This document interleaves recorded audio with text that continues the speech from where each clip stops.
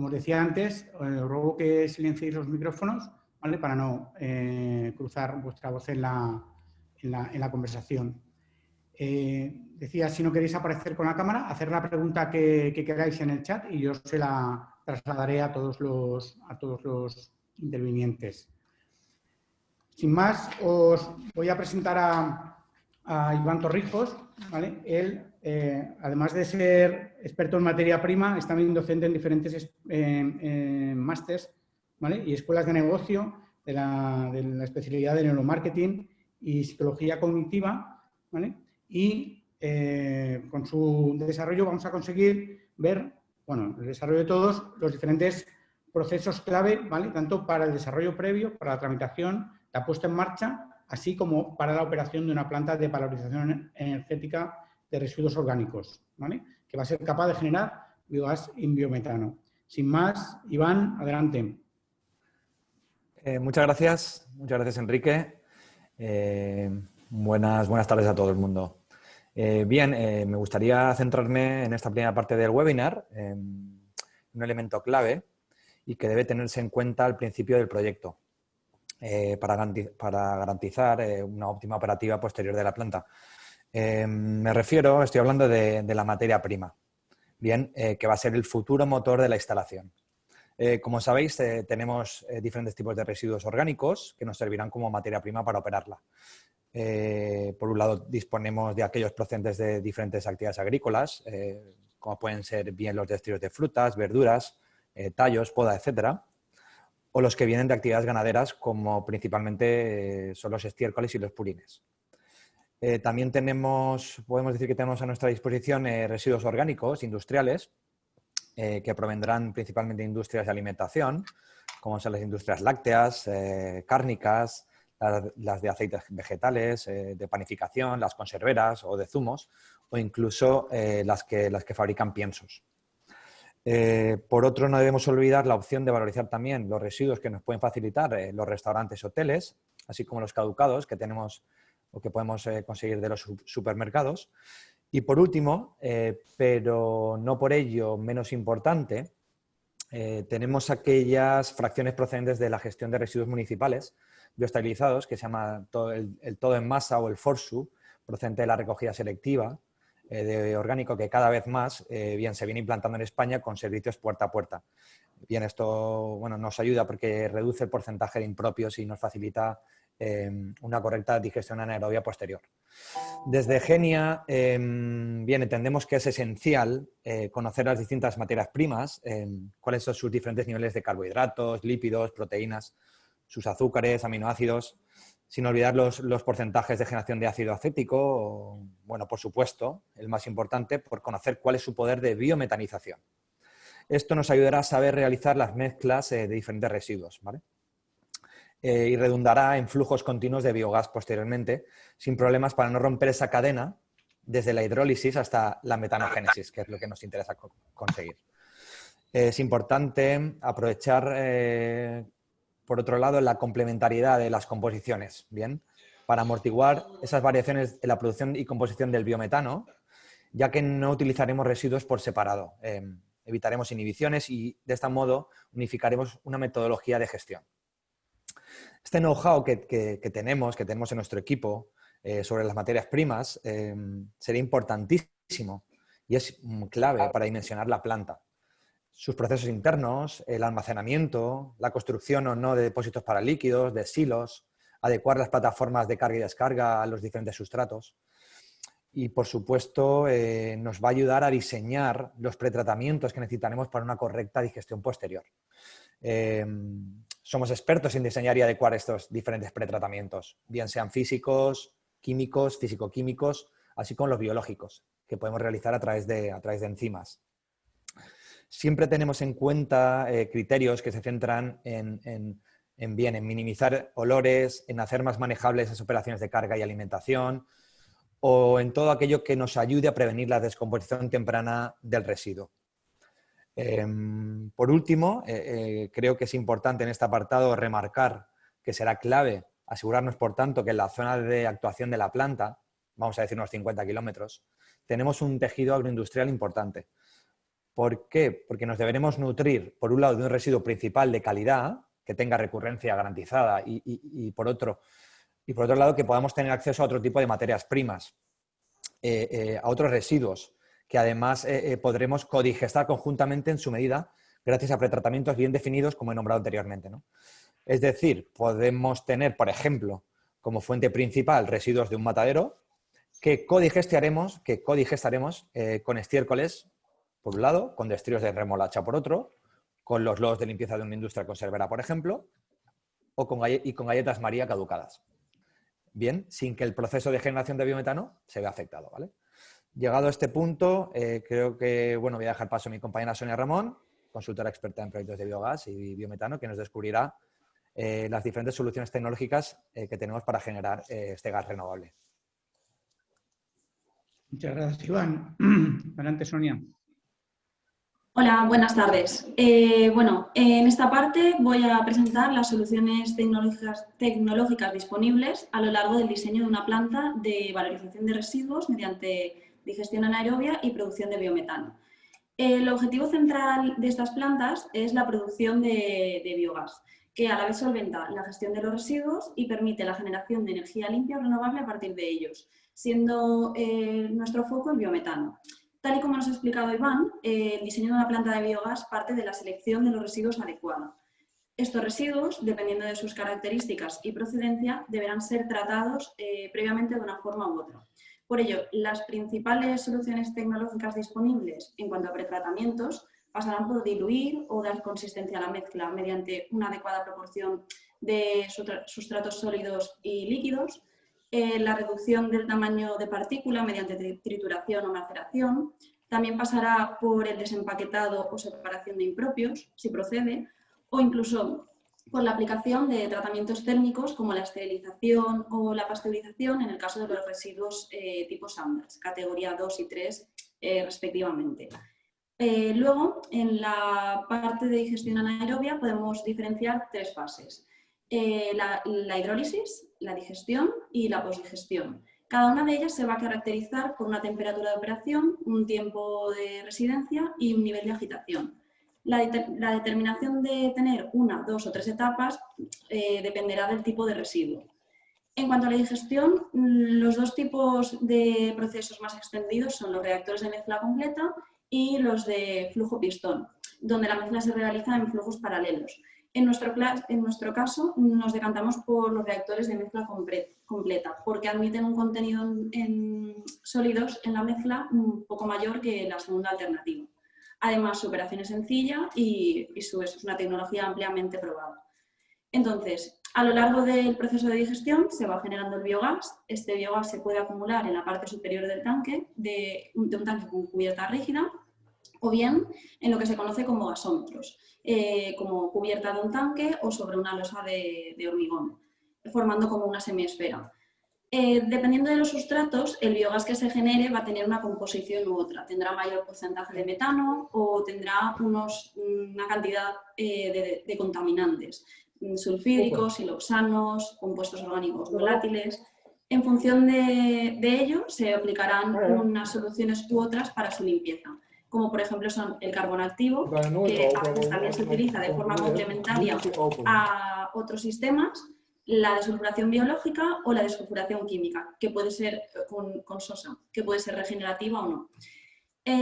Una vez adecuado el biogás, se puede enviar a valorización en una caldera, en un motor de cogeneración o en un sistema de upgrading para producir energía térmica, eléctrica o biometano.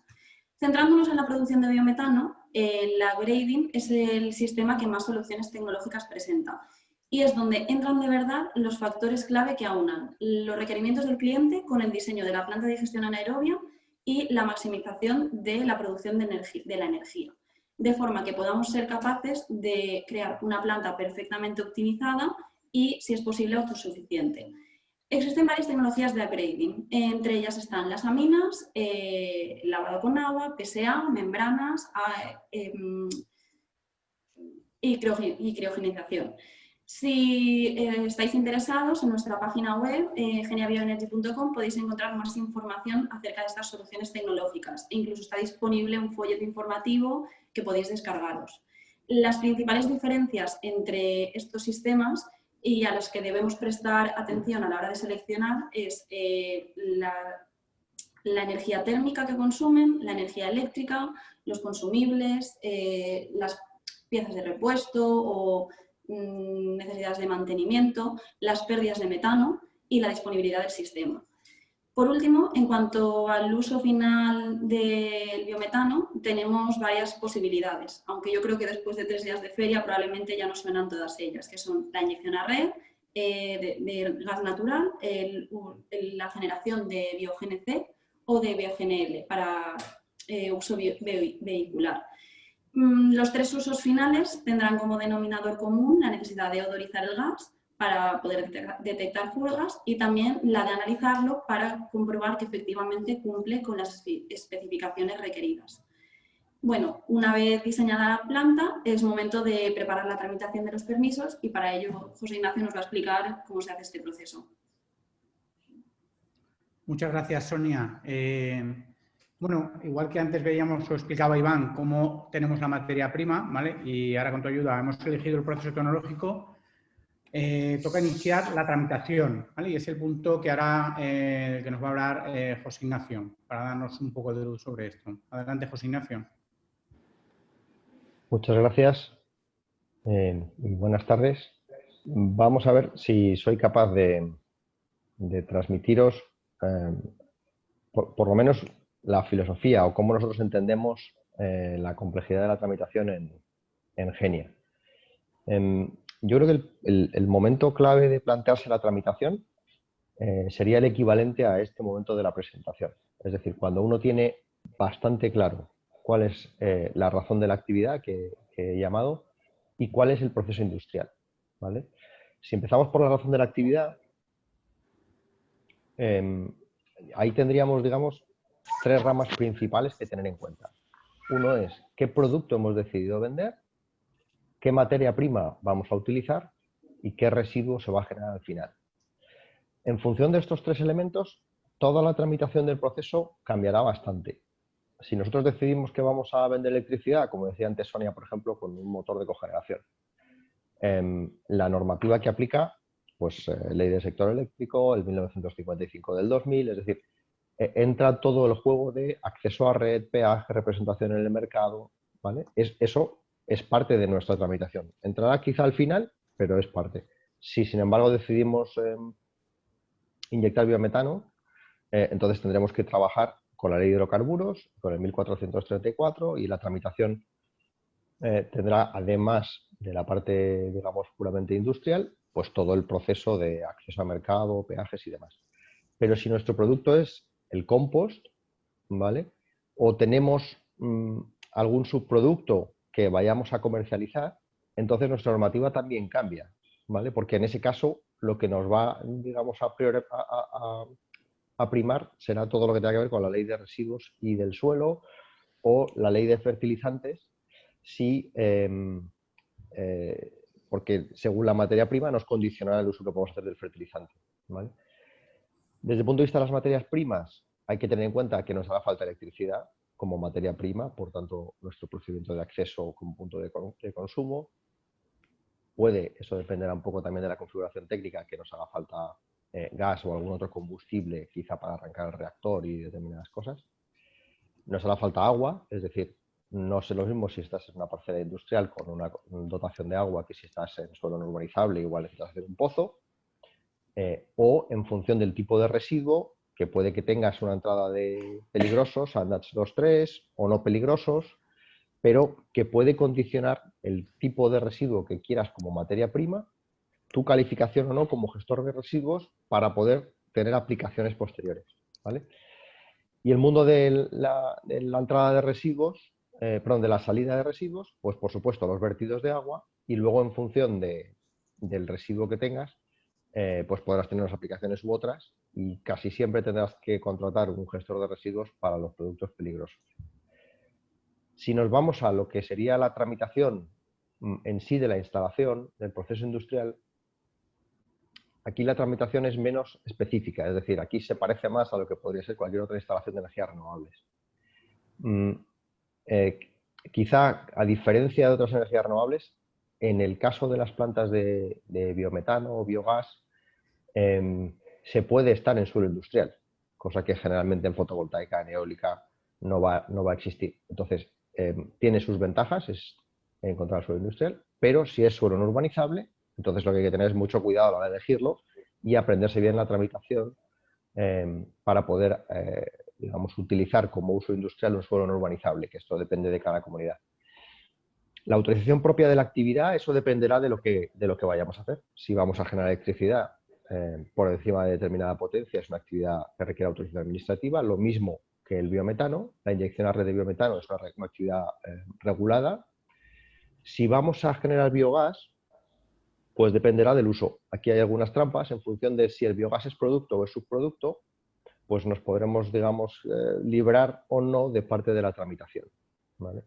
Y luego el resto está, digamos, más común a lo que es la propia planta, probablemente donde se origine ese residuo, que es todo lo que tiene que ver con control de la contaminación, o sea, la metal integrada o no, en función de las toneladas. Ya sabéis que por encima de las 100 toneladas diarias es ambiental integrada y su registro de emisiones y este tipo de cosas. Si no hay ambiental integrada, entonces, fuera de la licencia ambiental, tendremos todo lo relativo a la evaluación ambiental y, por supuesto, Confederación, que meterá las narices tanto en los vertidos como en la captación de agua, si hay.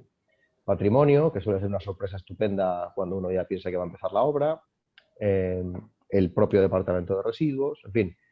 Son otros elementos de la tramitación que normalmente nos olvidamos de ellos y que si no están dentro de lo que es la ambiental integrada, pues a veces se puede uno despistar y no darse cuenta de que son importantes. Con eso, digamos, que haríamos un poco el marco de la tramitación, ¿vale? Y como decía al principio, a mí me gusta separarlo un poco entre lo que es propiamente la industria, de lo que es propiamente la actividad, tanto la entrada como la salida de la actividad, ¿vale? Yo lo dejaría ahí y luego quedo abierto a preguntas. Muy bien, pues muchas gracias, José Ignacio. Pues bueno, para finalizar, vamos a dar paso a Javier Cervera, ¿vale? Que le va a dar un poco de sentido a todo esto a nivel de, bueno, qué sentido económico y medioambiental tiene todo este proceso. Javier, cuéntanos. Muchas gracias, Enrique, y buenas tardes. Como hemos visto ya, esto consiste en un proyecto de economía circular. Aquí damos la vuelta completa al residuo y en vez de la linealidad habitual, tenemos una circularidad que cierra perfectamente todos los procesos que hemos visto. Desde la materia prima que nos ha contado Iván, un proyecto en el cual, como ha comentado él, trabajamos en una zona acotada de hasta 50 kilómetros para que la logística de llevar esa materia prima a la planta de biogás, biometano, sea lo más óptima, eficiente y coste bajo. Encontraremos o buscaremos esas zonas de residuos que tengan un acopio importante y un volumen grande para poder hacer una planta que sea rentable. Plantas pequeñitas no son igual de rentables si el objetivo es el que voy a contar yo a continuación, que es generar un biometano para inyectar a la red y poder hacer una venta a través de un certificado, a través de los gasoductos de la red nacional. Esto nos permite una flexibilidad bastante importante en la venta. Ese acopio de materia prima, como ha contado Iván, y con las tecnologías que nos ha contado Sonia, y eligiendo finalmente la de upgrading para tener un biogás purificado en biometano, podemos finalmente inyectarlo con toda la tramitación que ha contado José Ignacio en la red. ¿Qué hacemos cuando inyectamos este biometano a la red? Pues tenemos la flexibilidad de poder darle un uso importante para multitud de tipología de clientes. ¿Qué tipología de clientes podemos atender? Pues una vez inyectado puede terminar en una gasolinera para movilidad, para vehículos ligeros, vehículos pesados. Puede terminar en una estación, en una gasolinera grande, una estación de GNL que pueda suministrar camiones o incluso que pueda suministrar al marítimo, a los barcos. Entonces, cuando suministramos este BioGNC, este BioGNL o directamente GNC Bio para usos no solo de movilidad, sino también industrial, lo que conseguimos es dar un valor importante a ese gas renovable, que se diferencia del gas fósil que compramos de fuera de España, puesto que no tenemos prácticamente ninguna generación aquí a nivel nacional, se diferencia por ese valor de descarbonización que tiene esa molécula. Una molécula que poco a poco algunas normas, directivas, la de renovables del año 2018, el Acuerdo de París, hace muy poco el Plan Nacional Integrado de Energía y Clima, que está a punto de ser aprobado, pues promociona el uso de los gases renovables, promociona el uso para la movilidad y promociona también que se gestionen los residuos urbanos, en caso de ser una zona de alta concentración y poblaciones grandes, a la tecnología de biometanización para encontrar este biometano.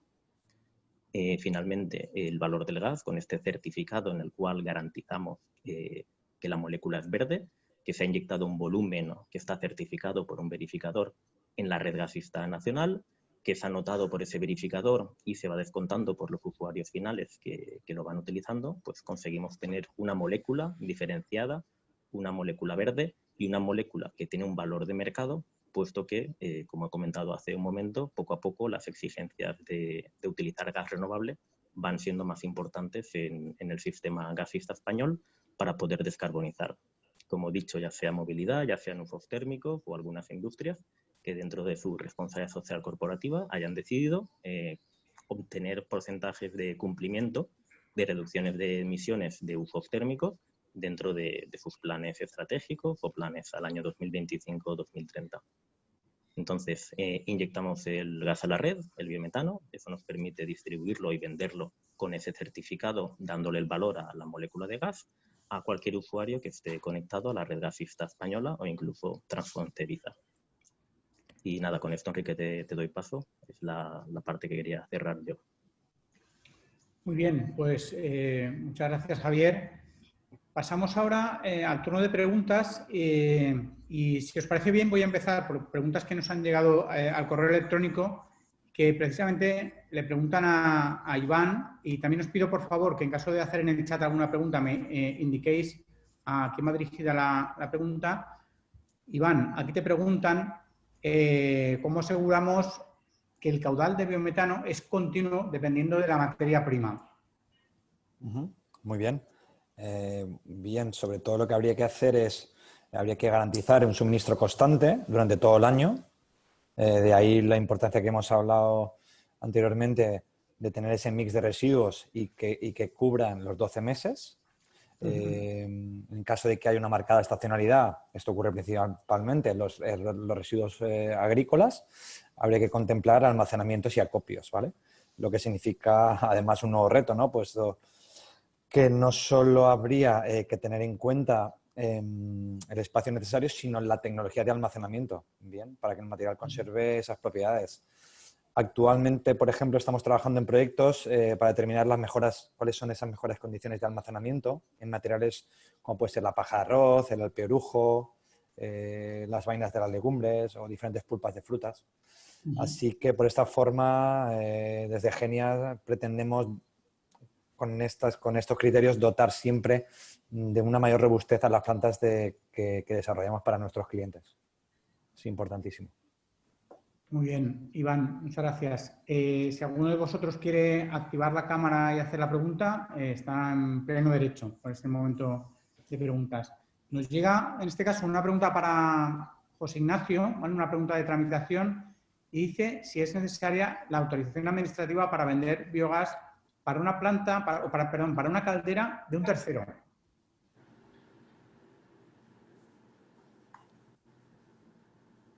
Pues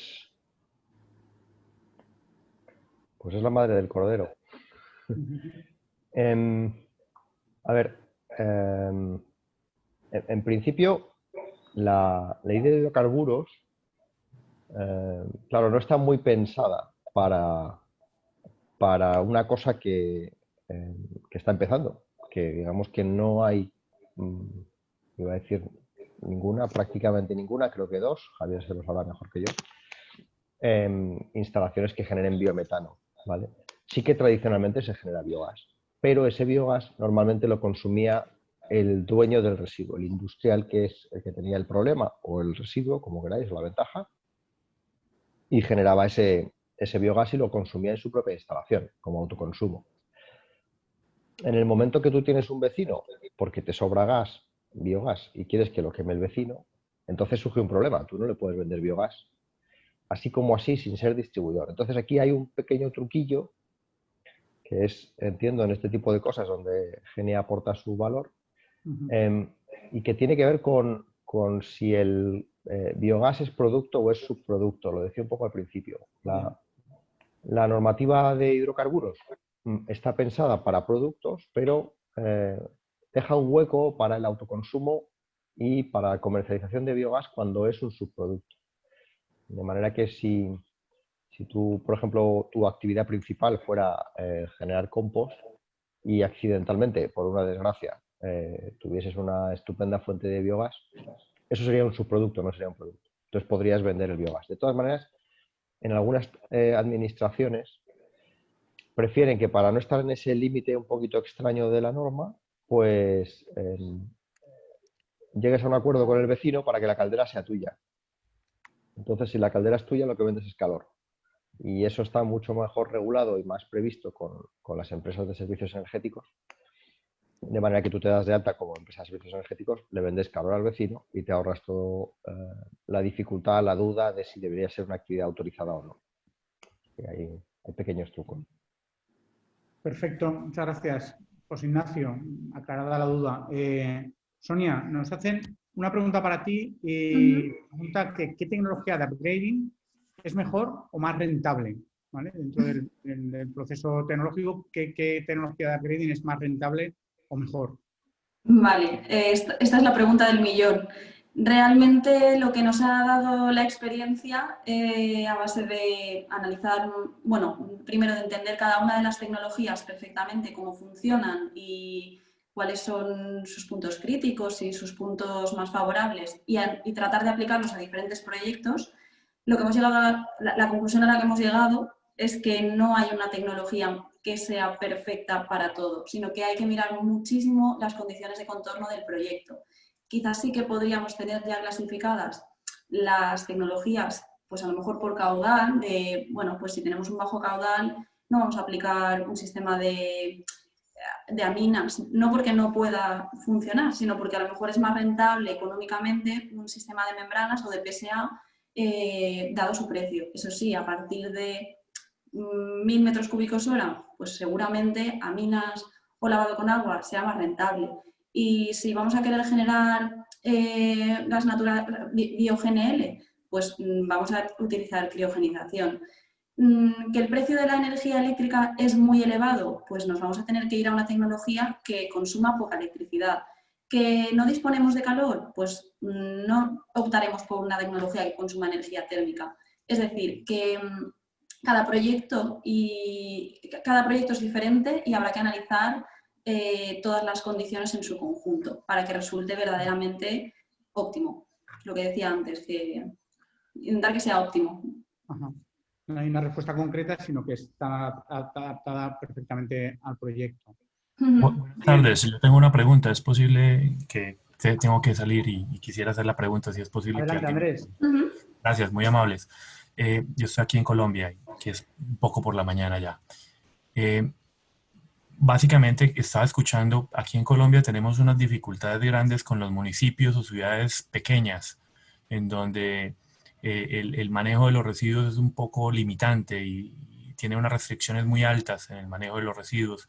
Entonces estos municipios o ciudades pequeñas han de llevar esos residuos a ciudades más grandes que también tienen problemas con su manejo en los landfills, en los rellenos sanitarios. Pudiéramos tener un sistema o mecanismos, no sé, creo que era Sonia o no sé si es Mónica, no sé quién era. Sonia, la que estaba comentando el tema de digestión. ¿Qué deberíamos hacer para esos pequeños municipios que son de 30.000, 40.000, 50.000 personas, que pudiéramos tener, digamos, digestores de mezcla completa, pero pues ahí habría entonces que hacer un trabajo muy fuerte en lo que tiene que ver con separación de residuos orgánicos inertes? O sea, digo yo, porque sería una posibilidad para ellos. Perdón, que te he cortado.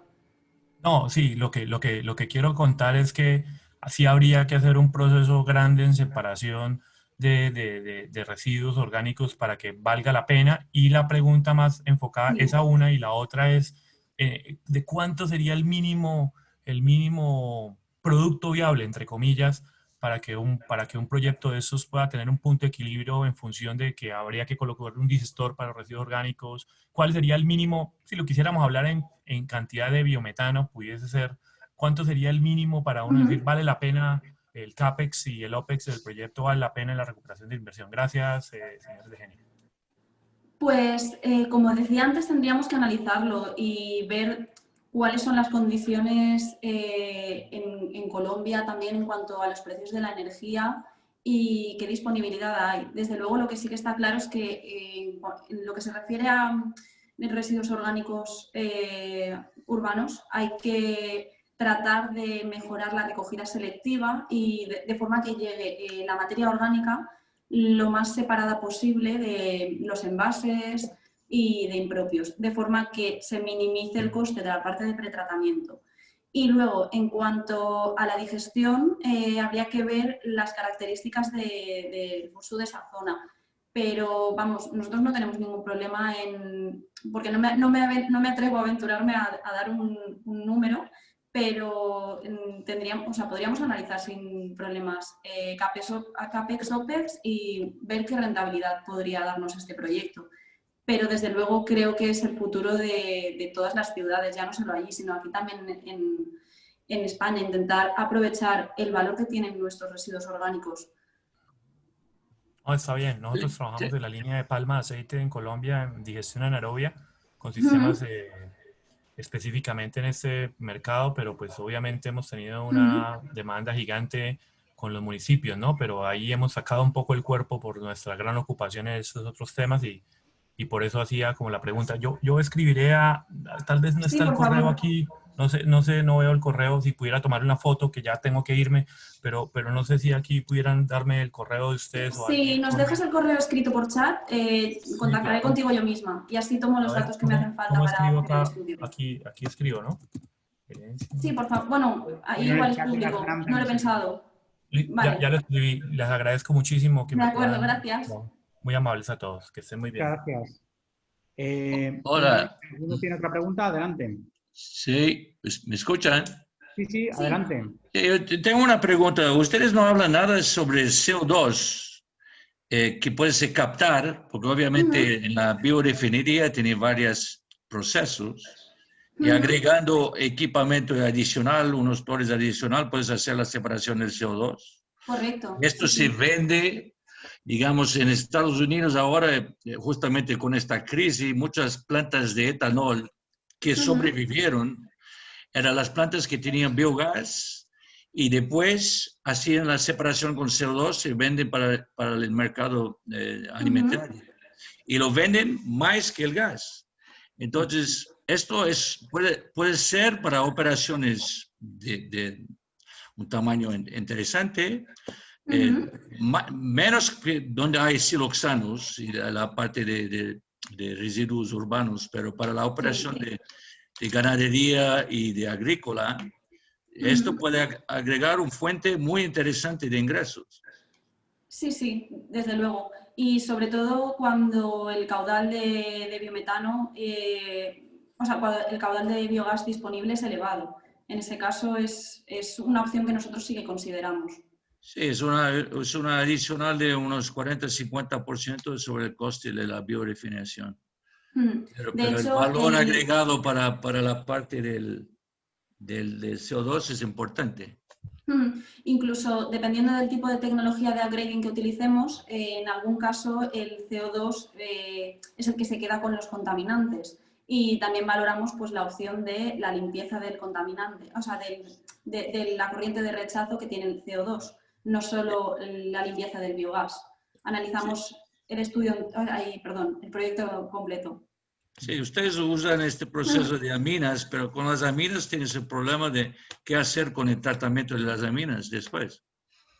Las aminas se regeneran con el calor y en teoría aguantan muchísimos años, no se disuelven y no es un problema. No tiene habiendo energía térmica no es un problema. De las aminas. ¿Cómo?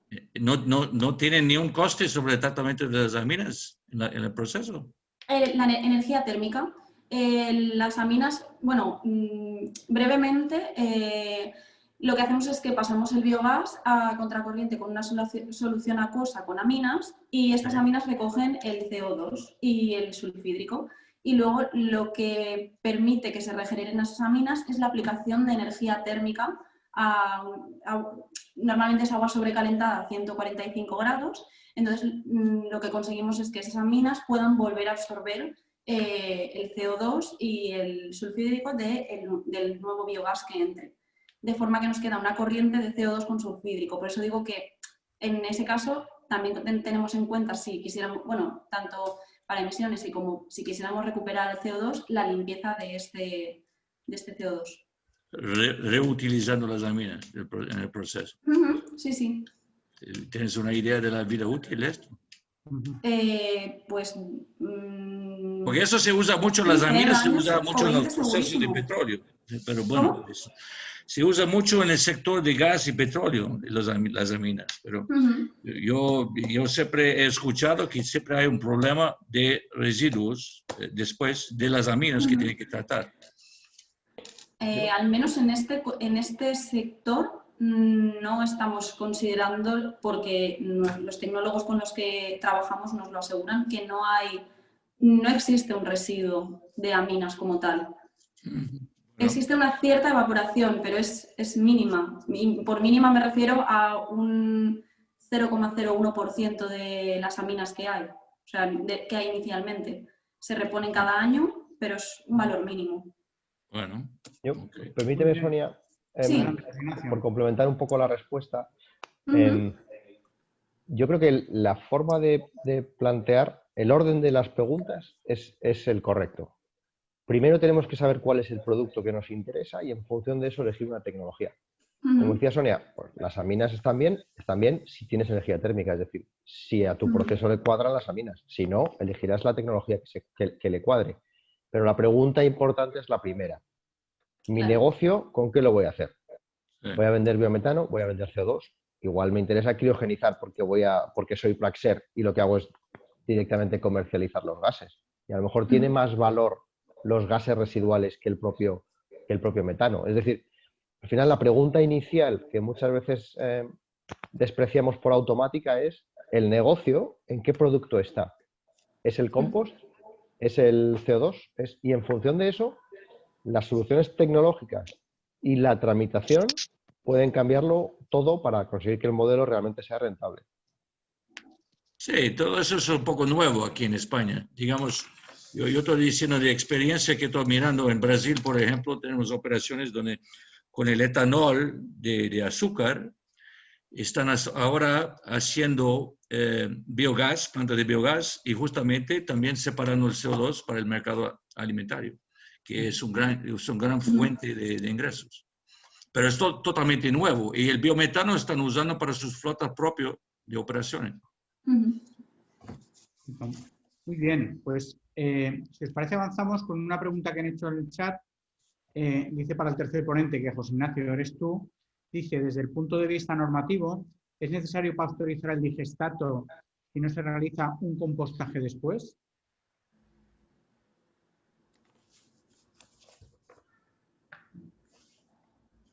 No, será más de Sonia que mío, seguramente. Sí.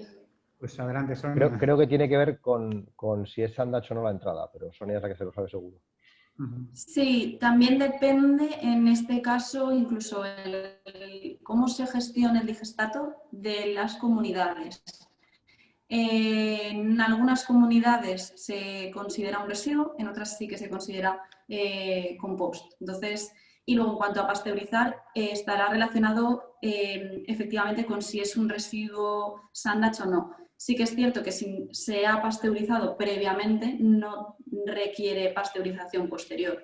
Si no se ha hecho la pasteurización a la entrada de la digestión, sí que podría requerir, bueno, seguro, que se pasteurizara posteriormente a la digestión. No sé si he respondido la pregunta. Perfecto, como está el chat abierto, esta pregunta la firma AR, ¿vale? Si tiene una duda lo puede preguntar por el chat.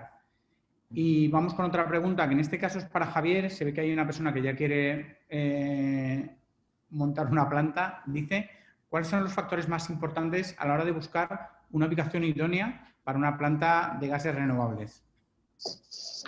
Pues la ubicación idónea yo diría que está entre dos parámetros. Una es el que ya se ha comentado, de que los residuos sea una zona de una cantidad de residuos interesante para que el volumen permita una planta rentable. Y el segundo es uno de los aspectos que he comentado yo, que es la inyección a red. Es importante saber dónde está el gasoducto y no alejarse demasiado, porque tengamos en cuenta que lo que tenemos que hacer es una planta que finalmente tiene que inyectar a la red de gasoducto nacional, ya sea en transporte o ya sea en distribución. Es importante buscar gasoductos con una capacidad de transporte actual de gas bastante elevada, superior al flujo que tú quieres inyectar, para que en los próximos años, teniendo en cuenta que es una planta que va a estar operando 20, 30 años tranquilamente, ese gasoducto continúe transportando una cantidad siempre de gas natural que sea superior a la producción de biometano que vas a tener tú. Con lo cual, si aumenta mucho la distancia del gasoducto, tienes el coste y la dificultad de tramitar ese gasoducto y llegar a distancias kilométricas para conectar a la red, pero a la vez debes estar muy cercano a las materias primas. Yo creo que hay zonas de sobra para encontrar esas zonas con problemática de materia y tener un gasoducto de una capacidad de transporte importante como para inyectar el biometano. Estos son los dos parámetros que yo principalmente destacaría para elegir la mejor forma, la mejor parcela, el mejor lugar para hacer la inyección. Y luego, ya independientemente de ello, y como comentaba José Ignacio, pues ya ver si es parcela urbana, parcela industrial, parcela no urbanizable, etcétera, etcétera, y cada una llevará su tramitación. Muy bien, pues tenemos otra pregunta que nos llegó por correo, esta vez también bastante específica, y en este caso es para Iván. Pregunta si existen plantas que trabajan en modo monorresiduo. En modo monorresiduo, sí. De hecho, desde Genia, bueno, estamos habituados a trabajar con plantas monosustrato o con un residuo que sea muy, muy específico, muy mayoritario. Tenemos una planta que es una de nuestras mejores referencias en Ucrania, donde, por ejemplo, está trabajando al 100% con pulpa de remolacha, y el proceso de digestión se diseñó para soportar estas condiciones. También tenemos plantas funcionando 100%, por ejemplo, con purín vacuno. Y, bueno, como hemos dicho, lo importante es caracterizar bien el residuo desde el principio, diseñar el proceso, y en caso de no poder dar una solución, entonces sí, bueno, ya nos vamos a una codigestión. Lo importante es mantener los principales parámetros en un balance, en una relación sólidos totales y sólidos volátiles, la relación carbono-nitrógeno, el nivel de pH, alcalinidad, etcétera, ¿no? Eso es importante. Pero bueno, sí, tenemos know-how en todo esto. Muy bien, gracias Iván. Estamos a 10 minutos, 12 minutos de terminar. Os invito a que, si queréis, abráis la cámara y hagáis alguna otra pregunta, porque nosotros tenemos todavía alguna por aquí, en este caso para José Ignacio, que dice que cuál es la tramitación de la tubería y de la infraestructura de la conexión a la red de gas. Pues aquí dependerá un poco. A ver, en principio, quizá la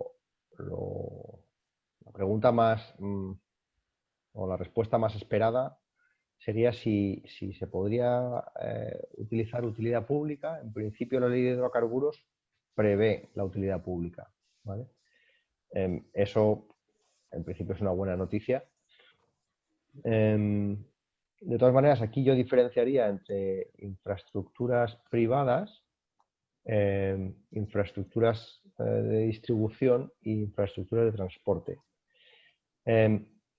Esto no está muy regulado. En el mundo de la electricidad están más acostumbrados a estas cosas, a pedirle el punto de conexión a Iberdrola o a Naturgy, y que ellos pues, te hagan una propuesta en la que o bien lo financias tú y lo construyen ellos, o bien lo construyes tú y luego se lo cedes, en fin. Hay modelos, y en el mundo del gas probablemente vaya ocurriendo parecido. Es decir, que haya esta discusión entre transportista y distribuidor con el particular sobre cómo financiar y cómo tramitar las instalaciones, porque la clave de la tramitación es quién es el titular. Si el titular es el particular, es decir, es el dueño de la planta, lo normal es que en la misma tramitación de la planta incluyas la tubería, el gasoducto, vaya, y que te den la utilidad pública de la planta junto con la tubería. Si la alternativa es que el distribuidor o el transportista te proponga que la tubería sea propiedad de la red. Y en ese caso tu tramitación acaba en la planta y ellos tramitan la instalación hasta tu propia planta, digamos, ¿no? Como si fuera una instalación de casa en la que es pues Naturgy o Redexis, el distribuidor de la zona, el que es el titular de la instalación hasta tu casa. Y tú no has tramitado nada y alguien ha venido y te ha puesto un tubo. Pues eso se puede hacer igual en una planta industrial o que no, efectivamente, pues bien porque vendes al vecino que decíamos antes, le vendes biogás, o bien porque consigues que te dejen, así ahora que no, seguramente no hay muchos distribuidores ni gestores de transporte conectados a la vídeo, pues te saldrá más barato si lo puedes construir tú que si lo tienen que hacer ellos, claro. Muy bien. Lo mismo que antes, invito a si alguna persona tiene alguna pregunta que aproveche, porque nosotros todavía de las que han llegado por correo tenemos unas cuantas y en este caso preguntaban a Javier Cervera ¿por qué un cliente final debe comprar gas renovable frente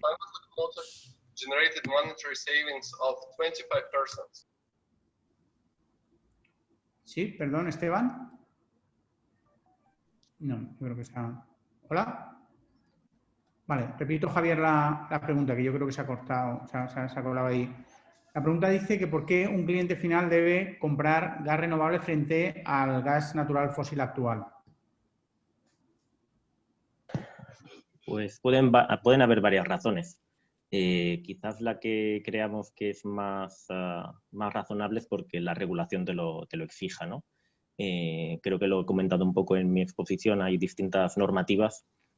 Una que quizás es muy escuchada, que es el Acuerdo de París, pero como no ha llegado su aplicación todavía hasta el año que viene y las consecuencias que tendrá en temas de huella de carbono, compensación, cálculo, compensación o no, o pago de ella, yo creo que no la vemos todavía cercana, pero bueno, hay otras como la Directiva 2001 del año 2018, que exige ya un porcentaje de 2 dígitos a que los combustibles que existan en cualquier energía, ya sean combustibles derivados del petróleo, combustible gas natural, un porcentaje del 14% tiene que ser ya de origen renovable. Y luego hay otros transportes, pues como por ejemplo el marítimo, que con su propia Organización Mundial Marítima, pues tiene unos objetivos de descarbonización del 40% en el año 2030. Estos son normativas, aterrizarán seguramente algunas más en breve espacio de tiempo, y eso es una de las obligaciones o una de las razones por las cuales un usuario final tiene que elegir gas renovable o un porcentaje de gas renovable frente al gas natural fósil, ¿no? de origen fósil. Otra de las razones es que hay muchas empresas que ya por responsabilidad social corporativa pues deciden hacer una reducción importante de sus emisiones de CO2. Hemos visto grandes corporaciones mundiales, Google, Facebook, etcétera, que están ahí arriba y quieren tener el 100% de energías renovables en años pues, como el 2030, pero hay otras más pequeñas, algunas cerveceras con objetivos de reducción del 70% en el año 2030 y no solamente tienen energía eléctrica, también tienen mucha energía térmica y para ello van a tener que utilizar gas renovable. Y finalmente pues hay sectores específicos como quizás flotas y movilidad, pues que dentro de sus proveedores, dentro de sus clientes les exigen que el transporte sea con una huella reducida o una huella cero y deberán comprar este gas renovable para poder cumplir con esas exigencias de sus clientes. Muy bien, y eso está muy cerca ya. Eso se está acercándose. Perfecto. Una pregunta aquí para Sonia y pregunta, para la producción de biometano, ¿es mejor el biogás de gestión anaerobia que el de EDAR o vertedero? Vale. No, realmente, a ver, lo más importante a tener en cuenta cuando queremos producir biometano es que cuanto más rico sea el biogás en metano, más caudal de biometano vamos a poder conseguir con un contenido de metano aceptable. La ventaja de las EDAR es que generalmente tienen más biogás más metano que las plantas de tratamiento de residuos. Lo que pasa es que hemos enfocado el webinar a esta parte de digestión anaerobia. Pero desde luego el biogás de EDAR es, vamos, una maravilla. Y luego tenemos el caso de los vertederos. En los vertederos sí que es cierto que el contenido en metano suele ser menor, suele haber aire debido a la desgasificación, entonces es un biogás más difícil de tratar. Pero no significa que no se pueda producir biometano a partir de él, simplemente que probablemente la instalación sea algo más costosa porque requerirá de tecnologías cuyo precio es un poco más elevado, pero por esto mismo, porque contienen aire y esto dificulta un poco la situación, pero vamos, que se puede perfectamente producir biometano a partir de ellas. Perfecto. Muchas gracias, Sonia. Estamos acabando ya, quedan 5 minutos y hago una pregunta que tanto podría contestar José Ignacio como Iván y dice, ¿afecta la materia prima al valor del producto final que no es el gas?